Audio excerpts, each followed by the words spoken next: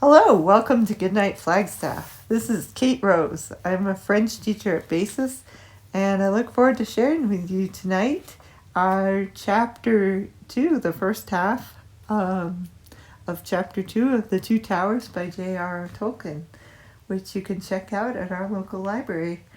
So thanks for tuning in, and here we go.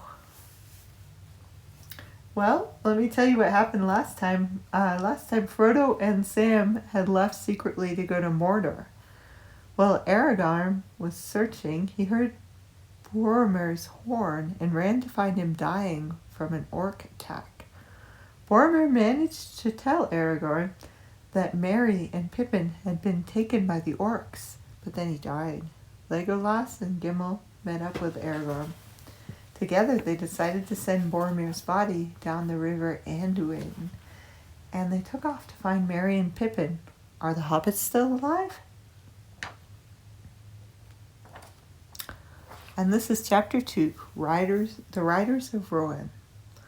Dusk deepened. Mist lay behind them among the trees below, and brooded on the pale margins of the Anduin. But the sky was clear. Stars came out. The waxing moon was riding in the west, and the shadows of the rocks were black. They had come to the feet of stony hills, and their pace was slower, for the trail was no longer easy to follow.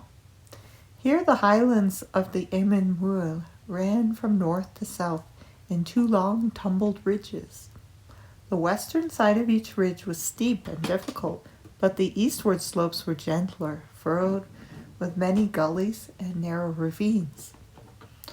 All night the three companions scrambled in this bony land, climbing to the crest of the first and tallest ridge, and down again into the darkness of a deep, winding valley on the other side. There, in the still, cool hour before dawn, they rested for a brief space. The moon had long gone down before them. The stars glittered above them. The first light of day had not yet come over the dark hills behind. For the moment, Aragorn was at a loss. The orc trail had descended into the valley, but there it had vanished. "Which way would they turn, do you think?" said Legolas. "Northward to take a straighter road to Isengard, or Fangorn, if that is their aim, as you guess, or southward to strike the Intwash?" "They will not make for the river, whatever mark they aim at," said Aragorn. "And unless there's much amiss in Rohan, and the power of Saruman is greatly increased, they will take the shortest way that they can find over the fields of Rohan. Let us search northward." The dale ran like a stony trough between the rigid hills, and a trickling stream flowed among the boulders at the bottom. A cliff frowned upon their right. To their left rose gray slopes, dim and shadowy in the late night. They went on for a mile or more northward. Aragorn was searching, bent towards the ground, among the folds and gullies leading up into the western ridge. Legolas was some way ahead. Suddenly the elf gave a cry, and the others came running towards him. "We have already overtaken some of those that we are hunting," he said. "Look!" He pointed, and they saw that what they had at first taken to be boulders lying at the foot of the slope were huddled bodies. 5 orcs lay there. They had been hewn with many cruel strokes, and 2 had been beheaded. The ground was wet with their dark blood. "Here's another riddle," said Gimli, "but it needs the light of day, and for that we cannot wait." "However you read it, it seems not hopeful," said Legolas. "Enemies of the orc are likely to be our friends. Do any folk dwell in these hills?" "No," said Aragorn. "The Rohirrim seldom come here, and it is far away from Minas Tirith. It might be that some company of men were hunting here for reasons that we do not know, yet I think not." "Well, what do you think?" said Gimli. "I think that the enemy brought his own enemy with him," answered Aragorn. These are northern orcs from far away. Among the slain are none of the great orcs with the strange badges. There was a quarrel, I guess. It is no uncommon thing that these foul folk... Maybe there was a dispute about the road. Or about the captives, said Gimli. Let us hope that they too did not meet their end here. Aragorn searched the ground in a wide circle, but no other traces of the fight could be found. They went on. Already the eastward sky was turning pale. The stars were fading, and a gray light was slowly growing. A little further north they came to a fold in which a tiny stream, falling and winding, had cut a stony path down into the valley. In it some bushes grew, and there were patches of grass upon its sides. At last, said Aragorn, here are the tracks that we seek up this water channel. This is the way that the orcs went after their debate. Swiftly now the pursuers turned and followed the new path. As if fresh from a night's rest, they sprang from stone to stone. At last they reached the crest of the grey hill, and a sudden breeze blew in their hair and stirred their cloaks, the chill wind of dawn. Turning back, they saw across the river the far hills kindled. Day leaped into the sky. The red rim of the sun rose over their shoulders of the dark land. Before them in the west the world lay still, formless and gray. But even as they looked, the shadows of night melted. The colors of the waking earth returned. Green flowed over the wide meads of Rohan.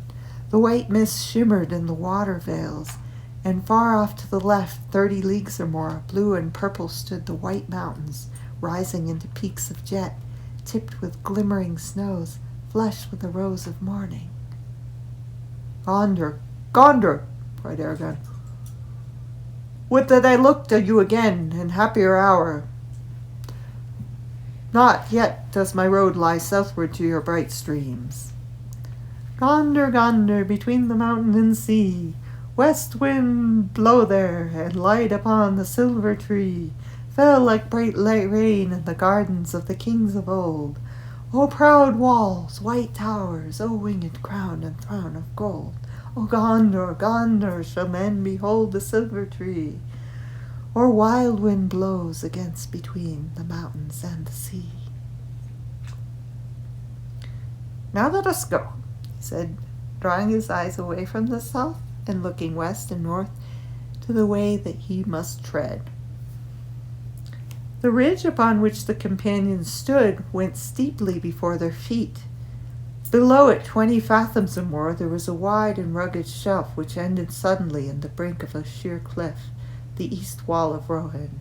So ended the Emerald Moor, and the green plains of Rohirrim stretched away before them to the edge of sight. Look, cried Legolas, pointing up at the pale sky above them. There is the eagle again. He's very high. He seems to be flying away now from this land back to the north. He's going with great speed. Look! No, not even my eyes can see him, my good Legolas, said Aragorn.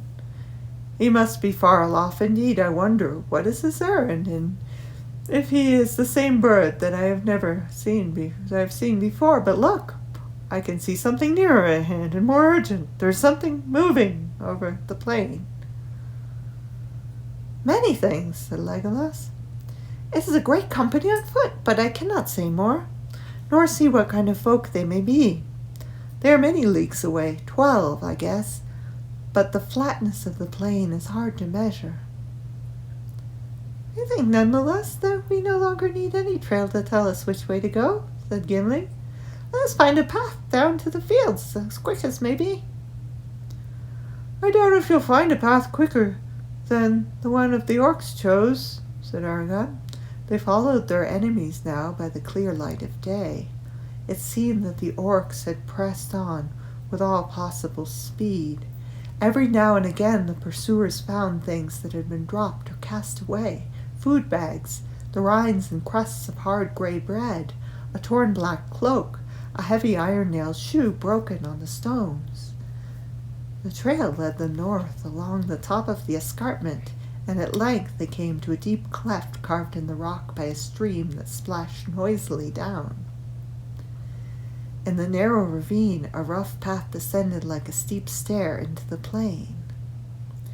At the bottom they came with a strange suddenness on the grass of Rohan. It smelled like a green sea up to the very foot of Emin. The falling stream vanished into a deep growth of cresses and water plants, and they could hear it tinkling away in green tunnels down long, gentle slopes towards the fens of Entwash. Entwash Vale, far away, they seemed to have left winter clinging to the hills behind. Here the air was softer and warmer, and faintly scented, as if spring was already stirring and the sap was flowing again in herb and leaf. Legolas took a deep breath, like one that drinks a great draught after a long thirst in barren places. "Ah, the green smell," he said. "It is better than much sleep. Let us run." "Light feet may run swiftly here," said Aragorn. "More swiftly, maybe, than iron-shod orcs. Now we have a chance to lessen their lead." They went in single file, running like hounds on a strong scent, and an eager light was in their eyes. Nearly due west, the broad swathe of the marching orcs tramped its ugly slot. The sweet grass of Rohan had been bruised and blackened as they passed. Presently Aragorn gave a cry and turned aside. "Stay!" he shouted. "Do not follow me yet."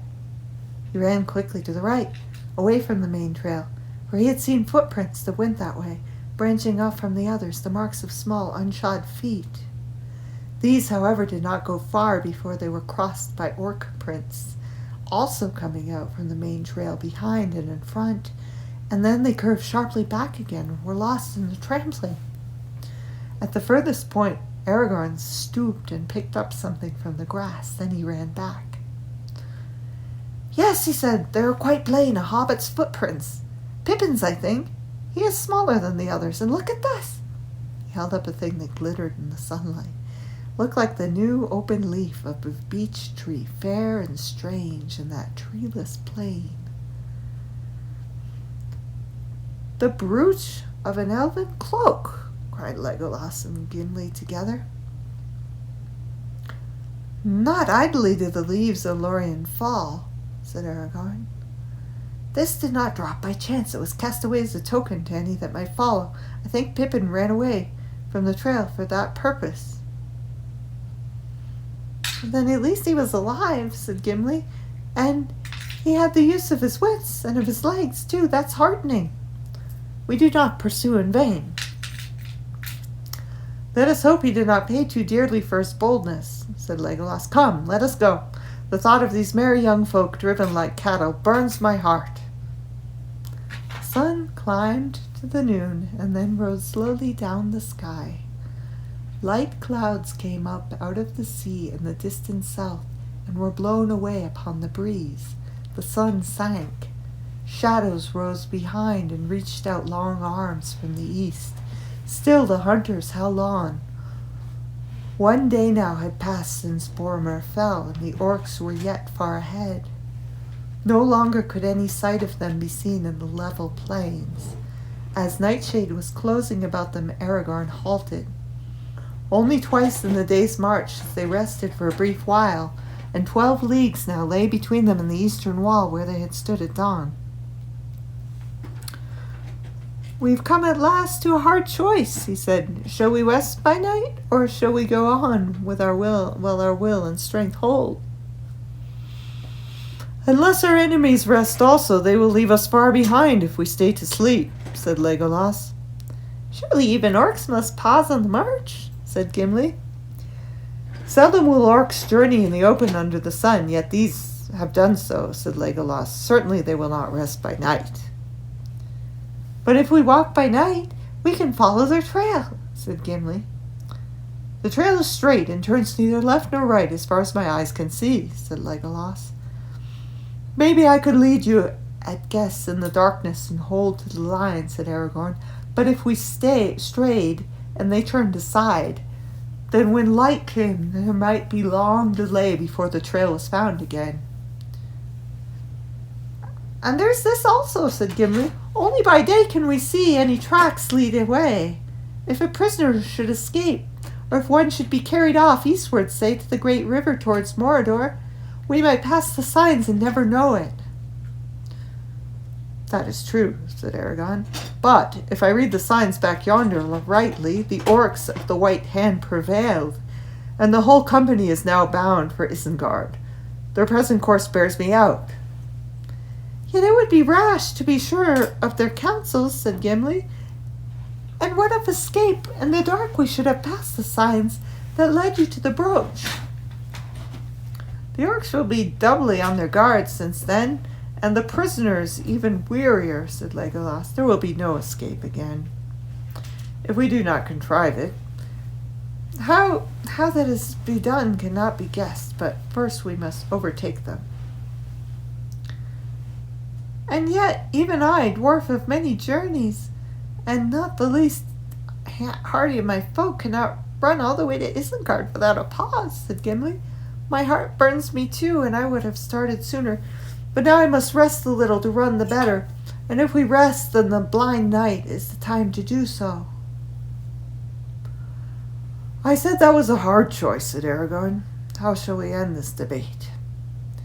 "Well, you're our guide," said Gimli, "and you're skilled at the chase. You choose." "My heart bids me go on," said Legolas, "but we must hold together. I will follow your counsel." "You give the choice to an ill chooser," said Aragorn. "Since we passed through the Argonath, my choices have gone amiss." He fell silent, gazing north and west to the gathering night for a long while. "We'll not walk in the dark," he said at length. "The peril of missing the trail or signs of others coming and going seems to me the greater. If the moon gave enough light, we would use it, but alas, he sets early and is yet young and pale." "And tonight he's shrouded anyway," Gimli murmured. "Would that the lady had given us the light, such a gift she gave to Frodo." "It will be more needed where it is bestowed," said Aragorn. "With him lies the true quest. Ours is but a small matter in the great deeds of this time. A vain pursuit, from its beginning maybe, which no choice of mine can mar or mend. Well, I have chosen, so let us use this time as best we may." He cast himself on the ground and fell at once into sleep, for he had not slept since their night under the shadow of Tol Brandir. Before dark was in the sky, he woke and rose.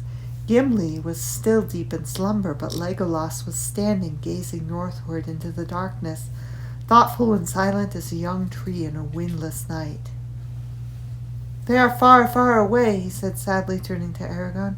"I know in my heart that they have not rested this night. Only an eagle could overtake them now." "Nonetheless, we will still follow as we may," said Aragorn, stooping as he roused the dwarf. "Come, we must go," he said. "The scent is growing cold." "But it's still dark," said Gimli. "Even Legolas on a hilltop could not see them until the sun is up." "Oh, I fear they have passed beyond my sight from hill or plain, under moon or sun," said Legolas. "Where sight fails, the earth must bring us rumor," said Aragorn. "The land must groan under their hated feet." He stretched himself upon the ground with his ear pressed against the turf.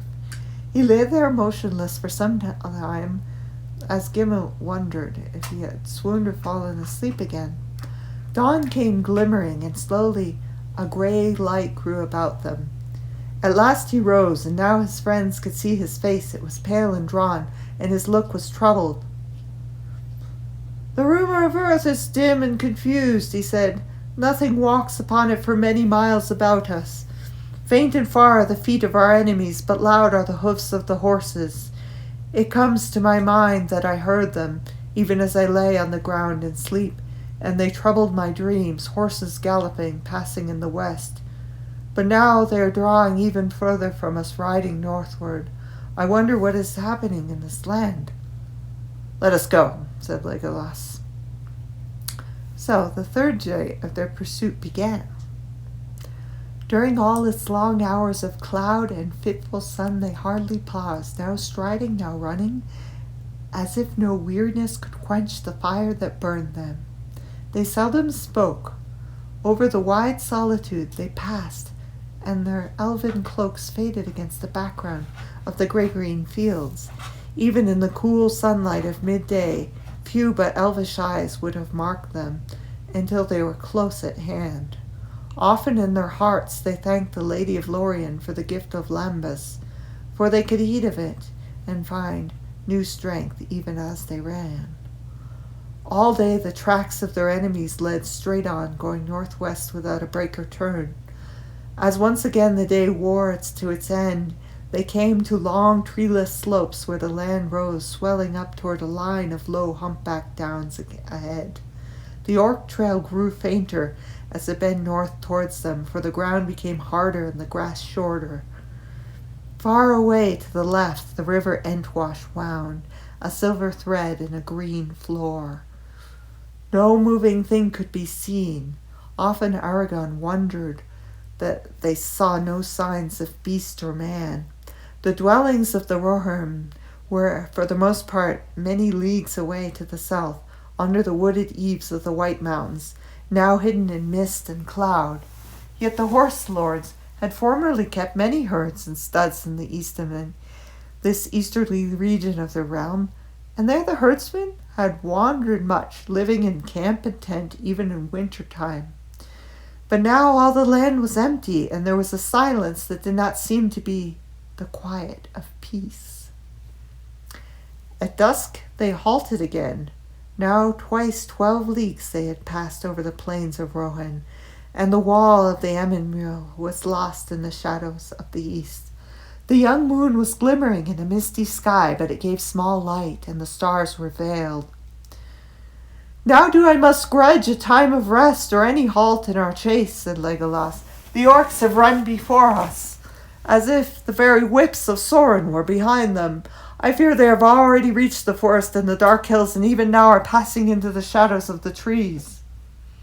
Gimli ground his teeth. "This is a bitter end to our hope and to our toil," he said. "To hope, maybe, but not to toil," said Aragorn. "We shall not turn back here. Yet I'm weary." They gazed back along the way that they had come towards that night gathering in the east. "There is something strange at work in this land. I distrust the silence. I distrust even the pale moon. The stars are faint and I am weary, as I have seldom been before, weary as no ranger should be with a clear trail to follow. There is some that lends speed to our foes and sets an unseen barrier before us, a weariness that is in the heart more than in the limb." "Truly," said Legolas, "that I have known since first we came down from the Emmenmuir. For the will is not behind us, but before us." He pointed away over the land of Rohan and the darkening west under the sickle moon. "Saruman," muttered Aragorn. "But he shall not turn us back. Halt, we must go once more, for see, even the moon is falling into gathering cloud. But north lies our road between Down and Fen when day returns." As before, Legolas was first afoot, if indeed he had ever slept. "Awake, awake," he cried. "It is red dawn. Strange things await us by the eaves of the forest. Good or evil, I do not know, but we are called. Awake!" The others sprang up, and almost at once they set off. Slowly the dawns drew near. It was still an hour before noon when they reached them, green slopes rising to bare ridges that ran in a line straight towards the north. At their feet the ground was dry and the turf short, but a long strip of sunken land some 10 miles wide lay between them and the river, wandering deep in the dim thickets of reed and rush. Just to the west of the southernmost slope there was a great ring, where the turf had been torn and beaten by many trampling feet. From the Orc trail ran out again, turning north along the dry skirts of the hills. Aragorn halted and examined the tracks closely. "They rested here a while," he said, "but even the outward trail is already old. I fear that your heart spoke truly, Legolas. It is thrice 12 hours, I guess, since the orcs stood where we now stand. If they held their pace, then at sundown yesterday they would reach the borders of Fangorn. "I can see nothing away north or west but grass dwindling into mist," said Gimli. "Could we see the forest if we climbed the hills?" "It is still far away," said Aragorn. "If I remember rightly, these run down 8 leagues or more to the north, and then northwest to the issuing of the Entwash. There lies still a wide land, another 15 leagues it may be." "Well, let us go on," said Gimli. "My legs must forget the miles. They would be more willing if my heart were less heavy." The sun was sinking when at last they drew near to the end of the line of downs. For many hours they had marched without rest. They were going slowly now, and Gimli's back was bent. Stone hard are the dwarves in labor or journey, but this endless chase began to tell on him, as all hope failed in his heart. Aragorn walked behind him, grim and silent, stooping now and again to scan some print or mark on the earth. Only Legolas still stepped as lightly as ever, his feet hardly seeming to press the grass, leaving no footprint as he passed. But in the waybread of the Alps he found all the sustenance that he needed, and he could sleep, if sleep it could be called by men, resting his mind in the strange paths of elfish dreams, even as he walked open-eyed in the light of this world. "Let us go up on the green hill," he said. Warily they followed him, climbing the long slope until they came out upon the top. It was a round hill, smooth and bare, standing by itself, the most northerly of the downs. The sun sank, and the shadows of evening fell like a curtain. They were alone in the grey, formless world, without mark or measure.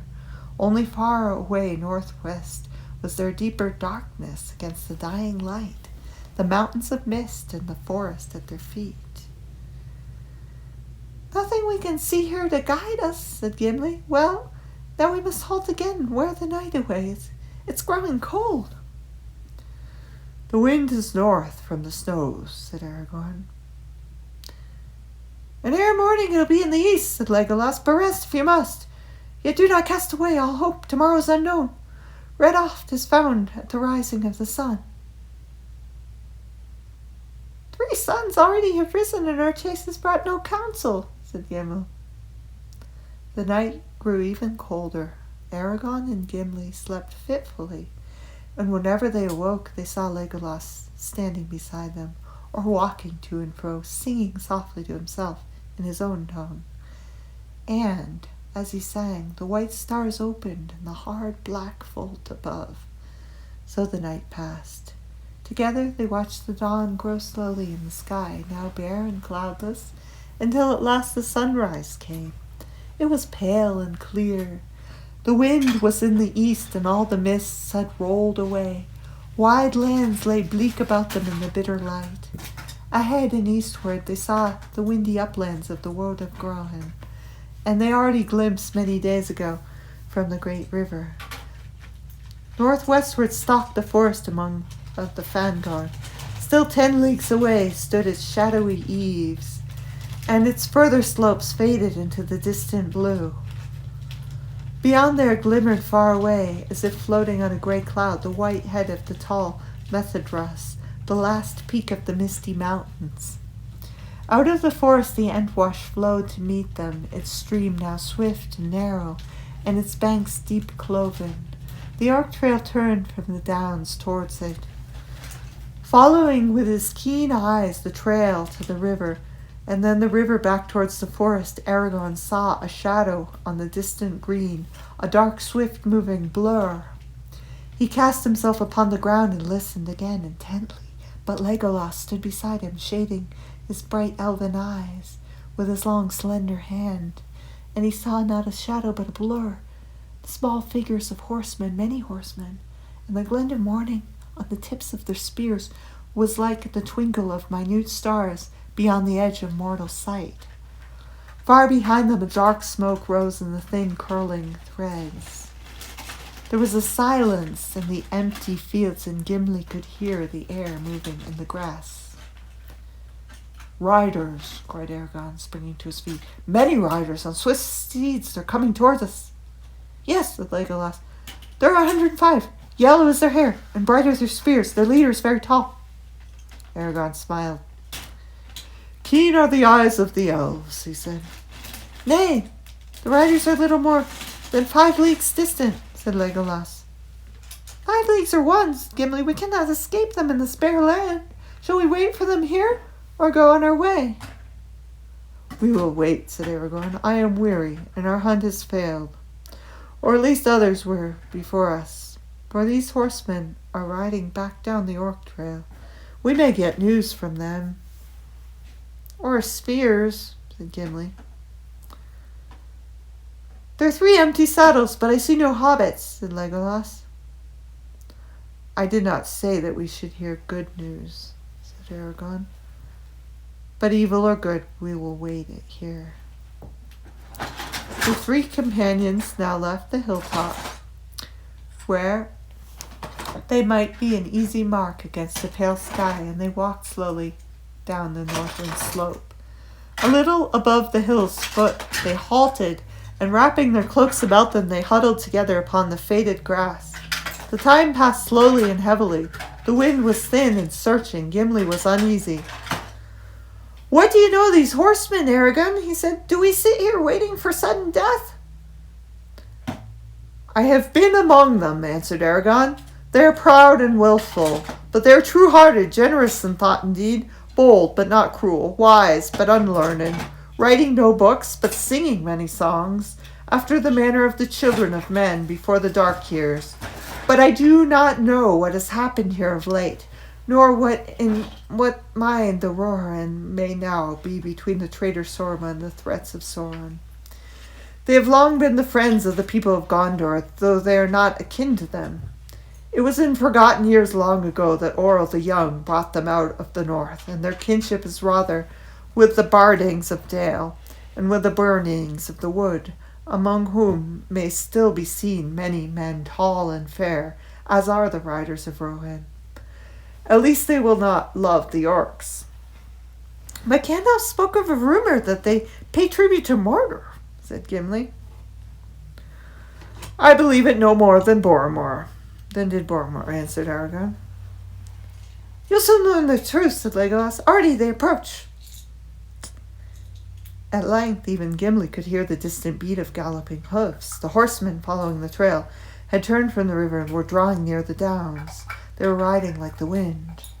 Now the cries of clear, strong voices came ringing over the field. Suddenly they swept with a noise like thunder, and the foremost horseman swerved, passing by the foot of the hill and leading the horse back southwards along the western skirt of the downs.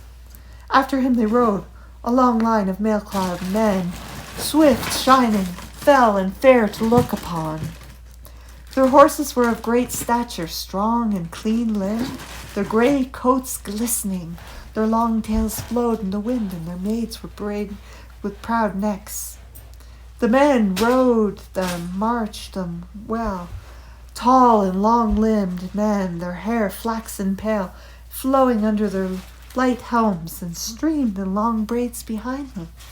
Their faces were stern and keen. Their hands were tall spears of ash. Painted shields were slung at their backs. Long swords were at their belts. Their burnished shirts of mail hung down upon their knees. In pairs they galloped by, and though every now and then one rose in his stirrups and gazed ahead to either side, they appeared not to perceive the 3 strangers sitting silently and watching them. The host had almost passed when suddenly Aragorn stood up and called in a loud voice. What news from the north, riders of Rohan? And that's the end of the first half of chapter 2. Thank you for tuning in, and join us for the second half next time. Thank you, and good night, Flagstaff.